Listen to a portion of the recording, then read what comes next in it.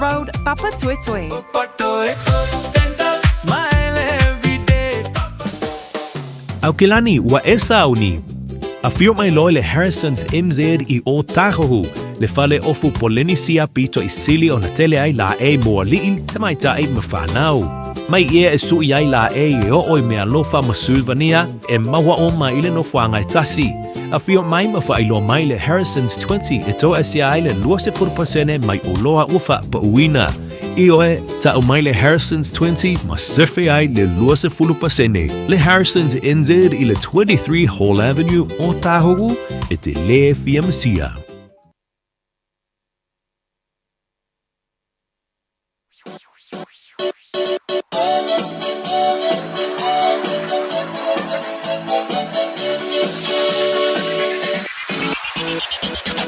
Ia, e whātutu atu tō o manatu.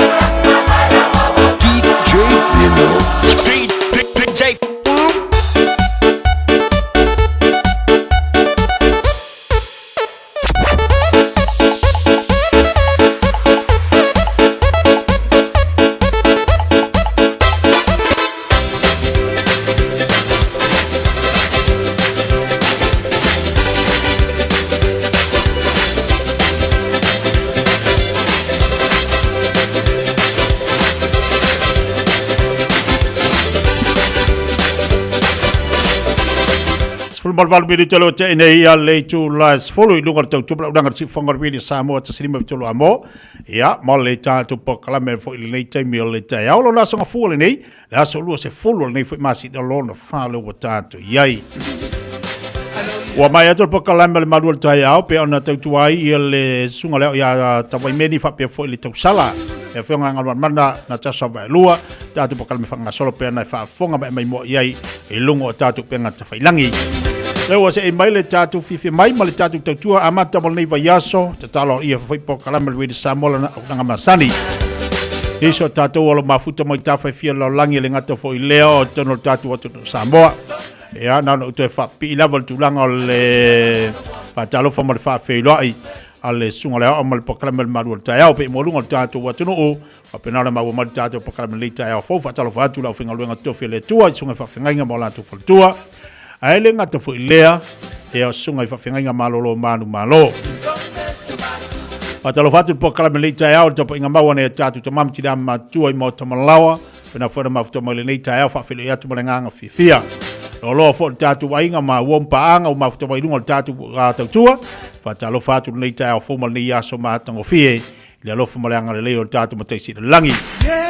Wapito se fa talofa le nei tai ao le malanga mai Samoa le afionga minista o onga ma nganu ia ile afionga foi ile ia ai ono e keroma ia mala to malanga pe ona auto va mai fa ingol vaiaso nei so fo fanga pe ona ye le tatu talaino le tatu tusi pe ona yai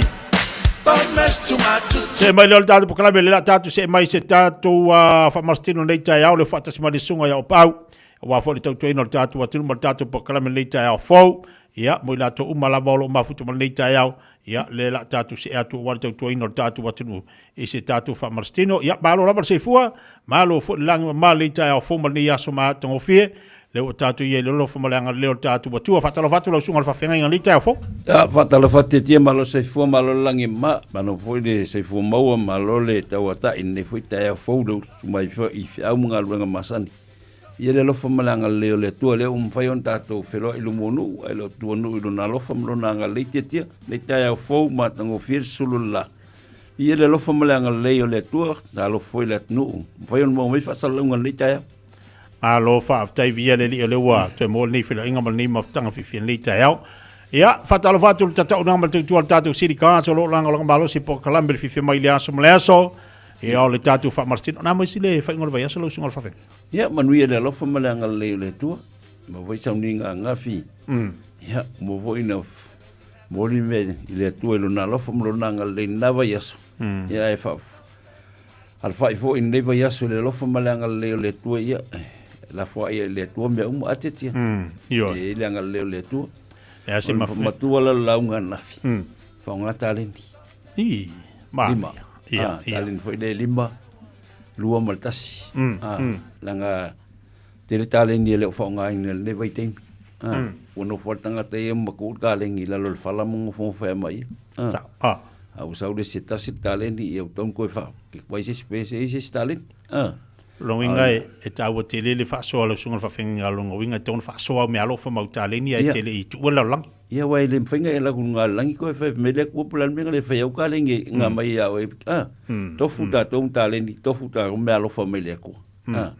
Au me alofa o mai ngā mai le tua au ngā mola langi ne kaku ke. Leima se mea wai le lima. Nā batu lima lope fo mai whai a o ngā wha malo skingo whai nisi mea. Ngā lupo e whai.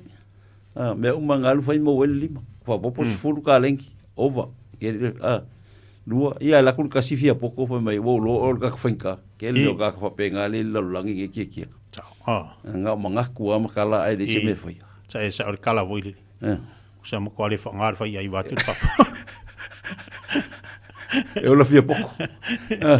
Ia ngai na au whalongo wha ele tala nai lungo penga te wailang. Wha so se tasi o pauna. Mai la ole o makuanga ma ila lung koru. Mai la abela vai fo o ulu aba ku ngolo fa me fo mai le ila ke le la fianga fer ka konga o ma fo fa wa fa le kongu fa ia yo lonko o le kala fo mai fer ka konga ai manga o e ku fa pe ia o me anga filinga Ai manga o sui fai lo ko du fa nga sui. E fai ai e sui. Manga lo ma ko sui fai ai long ko. E ira fa ng fasing fo ma ia le sui fai ai. E fa ka mo fai. La ko me ko lu ya ko e fa fai ai ko fa lo. La ko lo mo ko. Silia ko ka malu e ngol fa lo. Fai ai bom, fai ai o le senga. Silia ko lo le mai fai ai le senga. Fai ai nga. Me ka pisingisi fai ai nga. Ili mga ulum ko. Ay la ko luma ko di fisi di fai ai nga ngol fai ai ring kia. Ya. Makala ifut fa ko lo fai ai le fai ai ring kia makwali le yo le. Me ka fai kavali. Fai kavali. Ma tewi fifia e fai pisingisi ka. Ya, e wa fai ai nga senga. Fanga. Ala ko lola ia lo ko ka ko fai ai Filipino. Ya. Me ka ka mu ko. Ya. E o ki le ka ka le mo ko kel nga pisingisi me ka mu. Ai la ku nga ka ko fai nga. Fai fisilia ku lo. Fai ai do. Fai o Samoa. Pa o nga fai e o ki e o fanga.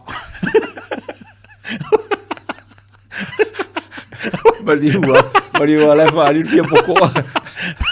Ai melo mo ko le ai la ka ke pega. Ka ke pega. O winga me fa piro ko ro nga o la e fanga fai. Tele la fia poko nge pe temi. Pakul kali nge fa ia la fa nge bia o ia o la va foi o Ia ai sa. Wa kul peng fik wa kul menga lo la va le wa. O kali la va foi fingal menga le o ko mai ia va peng fik ngal ka ke o la. O foi peng fik. Eles vai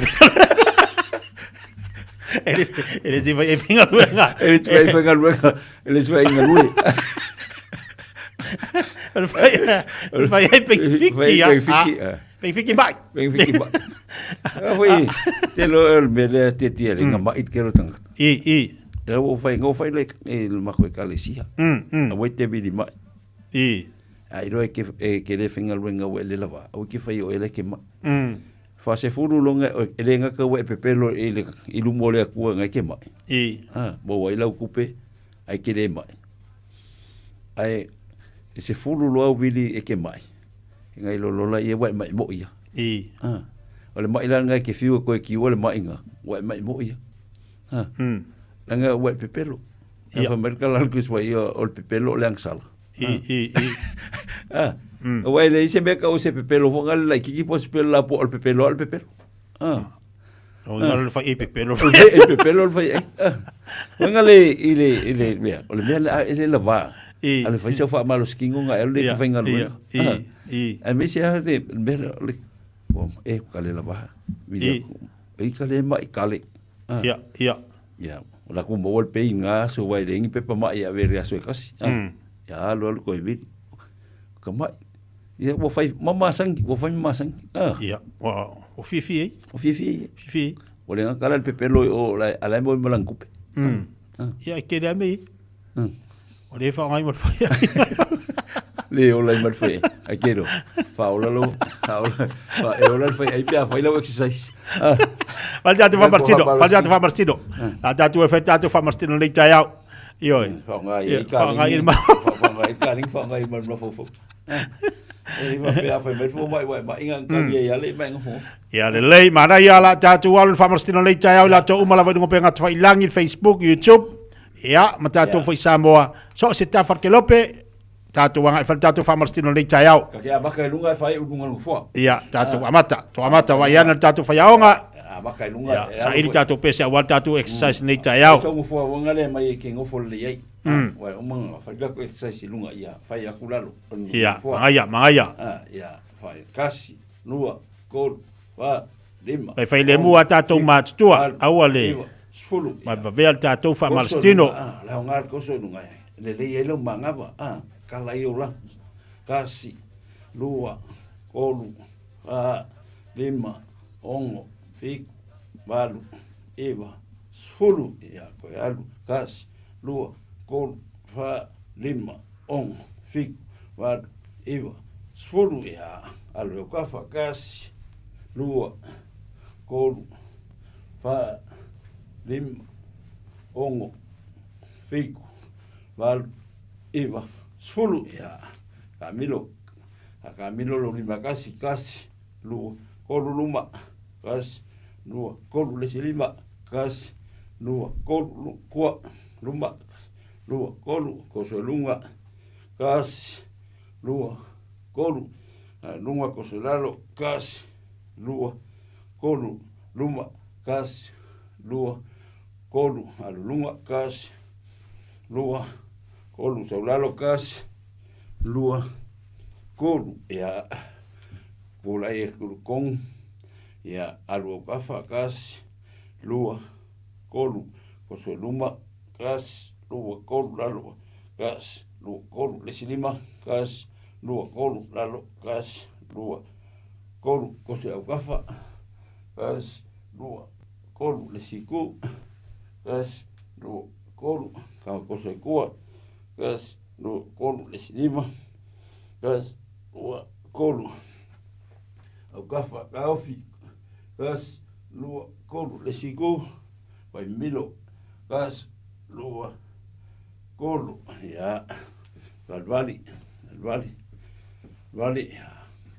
kikiluma, kas, lua, kolu, fa, lima, kikikua, kas, lua, kolu, fa, lima, mas, ya, vai, koso luma vai, sa vai dai kua pi vai dai luma, koso, kaf masuk, kas, lua, kolu, koso kua, kas, lua, kolu, lesi vai, kas, lua, kolu, koso kua, kas, lua, kolu, au kafa,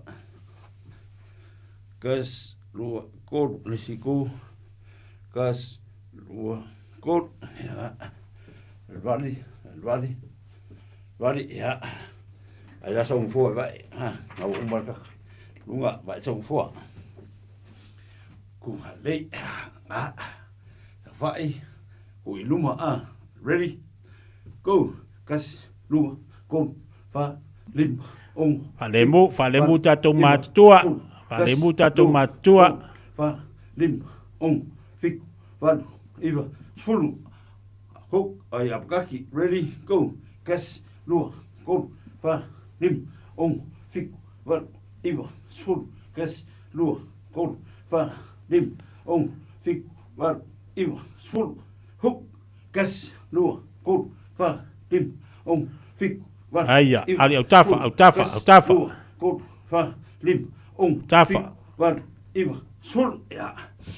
Vai kongu, vai la, e kango kua o vai, e o kango luma, au kafa, vai e luma ngava, mo lima mo kau au, alu au kafa, kas, lua, kolu, fa, lima, ong, ngaioi, fiku, valu, iwa, fulu, kas, lua, kolu, fa, lima, ong, fiku, valu, iwa, fulu, iwa, valu, fiku, ongo, lima, fa, kolu, lua, kas, wala ia, ia, koe lunga, lima, shoulder press, ready, go, kas, lua, kolu, fa, lima, ongo, fiku, valu, iwa, fulu, kas, lua, kolu, fa, lima, ongo, fiku, valu, iwa, fulu, ia, koe luma, ready, go, kas, lua, kolu, fa, lima, ong, fiku, valu, iwa, fulu, kas, lua, kolu, fa, lima, ong, fiku, valu, iwa, fulu, so lalo, go, kas, lua, kolu, fa, lima, ong, fiku, valu, iwa, fulu, kas, lua, kolu, fa, lima, ong, fiku, valu, iwa, fulu, ya, vai lunga, sau lunga, sau kamkau kale, ready, go, kas, lua, kolu, fa, lima, ongo, fiku, valu, iwa, fulu, kas, lua, kolu, fa, lima, ongo, fiku, valu, iwa, fulu, ia, vai kongu, sau vai kamkau, ulang valang lima kamkau, ready, go, kas, lua, kolu, fa, lima, ongo, fiku, valu, iwa, fulu, kas, lua, kolu, fa, Aioi, famalosi fai famastino. valu, Famalosi fai jatu famastino ni tayau. Ia. Alu au kafa vai. Sau kong ready. Go. Gas. Lua. Kolu. Fa. Lima. Ong. Fiku. Valu. Iva. Sulu. Gas. Lua. Kolu. Fa. Lima. Ong. Fiku. Valu. Iva. Sulu. Ia. Tau alu au kafa sau alu lunga. Si lunga. Ready. Malosi, malosi. Ready. Ready. Go. Gas. Lua. Kolu. Fa. Lima. Ongo. Fiku. Valu. Iva. Sfulu. Awai kong. Awai kong. Halu lese fulu. Awai kong. Ready. Ready. Go. Gas. Lua. Kolu. Fa. Lima. Ongo. Tude lunga. Valu. Lunga wa au. Tude lunga wa au. Iva. Sfulu. Wah. Aya. Ke whaalonga kuai. Ai ale swinga. Ngasa e kausami ngafi. Alu nganu fua. Au kafa. Gas. Lua. Kolu. Fa. Lima. Ongo. Fiku. Valu. Iva. Oi au tafa. Lua. Kolu. Fa. Lima. Ongo. Fiku. Valu. Iva. Sulu. Gas. Lua. Kolu. Fa. Lima. Ongo. Fiku. Valu. Iva. Sulu. Sau dungal vai. Ready. Go. Gas. Lua. Kolu. Fa. Lima. Ongo. Fiku. Valu. Iva. Sulu. Gas. Lua. Kolu. Fa. Lima. Ongo. Ngal mangaba. Sulu. Hapea. Ya sau dungal vai. Ayalu lalu mangaba. Vai mangaba. Ready. Go. Gas. Tau matua ale whainga ame kua lima ia. Alula pamea. Fa. Uilalo. Lima. Tolu. Fik. Ngai lunga. Valu. Oi lunga. Fit. Iva. Sfulu. Fulu. Ya. Maawai kong. Tato matua. Ya ko sau. Ya han mangaba. Ia. Kuwa peo lima. Pea pa Ready? pea tu tua au whaingta. Go. Ia. Gas. Alunga le vai. Lua. Alunga le sivai. Kolu. Oi lunga le Fa. sivai. Kule lunga le Lima. mangaba. Kule lunga le mangaba. Ongo. Ia. Ngā fo ia. Fik. Ia vai vai le malo. Iva. Fulu. Au koe ngua ngā fua lau vai ai. Au ko ingua. Au ko ingua ngafua au. Ai whaina wha maskingo. Ya. Maskingo. Ya. Umno fa peo lima. Lunga. Halu lalu. Ia. Alu lalu mulu mawa. Vai vai lalo Gas. manga ia. Lua. Lalo. Kolu. Ia. Lalo. Fa. Mingoi lalo. Ong. Ia. Ke sa wha ia lunga fua tātou matua. Ia. Ma wha alu lunga. Ia. Mingoi lalo. Iva. Mava. Fulu. Lunga. Wah. Lalo. Ia. Pai le mua. Ke Kala loa oi pungo. Ke loa pungo wai. Ya. Kau la ia Fua lumoro ke loa vai. whakawanga iai. Vai gas. Ia. Se fulu vai. Ale au ia le lima ma. Mo ke le manga wa kam vai. Ia. Ready. Go. Gas. Gas. Lua. Lua. Kolu. Kod. Fa. Ia. Lima. Ia ka kovai. Ongo. Ia. Ngaia. Fik. Ngaia. Valu. Iva. Sfulu. Ia. Le si vai. Ale svai ia. Ready. Ko matua ia. Go. Alu lunga. Gas. Lua. Lunga. Kolu. Lunga. Fa. Lima. Ia. Ongo. Fiku. Ngaia. Valu. Ngaia. Iva. Sfulu. Ya. Ia. Am fai koso kong. Au tau au. Au tafa. Alu kong. Kafa. Gas. Lea. Ulmoko. Ready. Go. Gas. Lunga. Lua. Kolu. Fa. Lunga. Lima. Ongo. Alu lunga. Fiku. Ngaia. Valu. Ngaia. Iva. Sfulu. Lunga. Ya. Vai fa pu fa pe lima koso kong. Bila Fa- fa- koso fa- men mesi. ya. Ready. Pakapea. Go. Gas. Lua. Pakapea. Kolu. Fa. Lima. Ngaia. Ongo. Ya. Fiku. Valu. Ya. Iva. Sfulu. Gas. Lua. Ngaia. Kolu. Ngaia. Fa. Ngaia. Lima. Ongo. Ya. Fiku. Valu. Iva. Sfulu. Ya. Ngaia. Kau le koso ngai lunga. Ia ke loa e Sao. fuari. Alu Sa o le lunga. Ready. Go. Gas. Lunga. Lua. Kolu. Lalo. Fa. Lima. Lunga. Ongo. Lalo. Fiku. Valu. Lunga. iwa, Lalo. sulu, kasi, Aia. lua, Lunga. fa, lima, Ya. fiku, walu, iwa, sulu, ya. Aia. Ya, kulunga ngofo lalo Ya, waila wai tato matua kulunga Waila ngofo wai lalo tato matua wale. Vai kufa pe lunga, so fai lalo Ya. Vai ngofo vai ki ai ko kulunga ko so fai lalo. Wa nga ko nga. Ready, go. Lunga. Lalo. Ya. Lunga, lalo. Lunga. So fai. Waila le manga. Lunga, so fai. Ai longo fo e mau de lei vai la ngo ma we ka lunga va ngo fo. So fai. Ya. Lunga, lalo.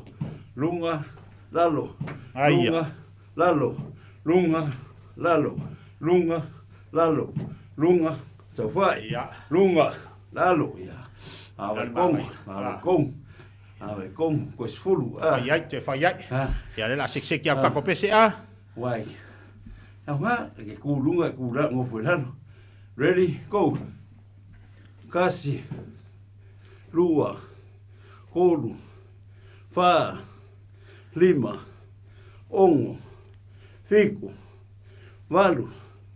Iwa. Sefulu. Ya. Kulo lunga le la Afrika ko pesi. Ya, le la Afrika ko pese. Ya. Afrika ko pese. Ya. Kulunga.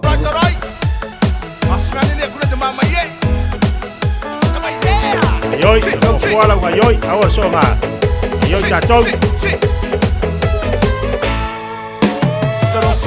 Lunga lima. Ya tatou batua sa fa ya oi. Alu batea. Semangat terbat nabe, ngirani kapan itu semua ngade. Dimari deh, shalala la la la la la. Ikamaya, kamaya. Aya, dua. Sarong te pongayo, teri kita pongai kukurei, kukurei. Aya, ayoi. Semangat terbat nabe, ngirani kapan itu semua ngade. Aya tatou batua. Dimari deh, shalala la la la la la. Nikamaya, kamaya. Aya. Ya, tahu. Sinatawa, sinatawa, sinatawa, tawa, Aya. sinakona, sinaniusa, sinakona, nisasi, tawa. Lunga. Iraki kweteroma, iraki sigatuam, tetainaine, ebunam slice. Lunga. Iraki saunamani, iraki sigatuam, naine, ematenano, semani, nanga samani, nikamaya, kamaya. Aya. Iraki kweteroma, Aluma. iraki sigatuam, tetainaine, ebunam slice. Ayoi lo chino.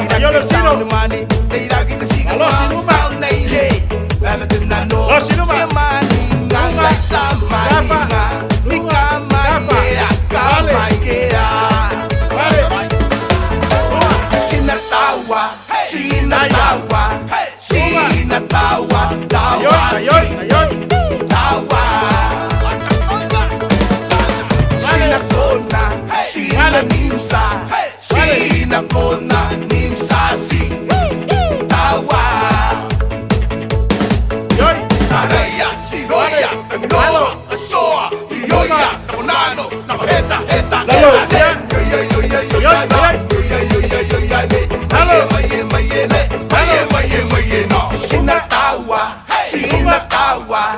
sinatawa, tawasi, tawa. Sinakona, sinanimsa, sinakona, nimsasi, tawa. Aya, le la kwa ko o fe au fa ka ko pese ai. Ai tatou matua vai mai a. Ya. E la ko spika ko pese foura. Ya vai de gau.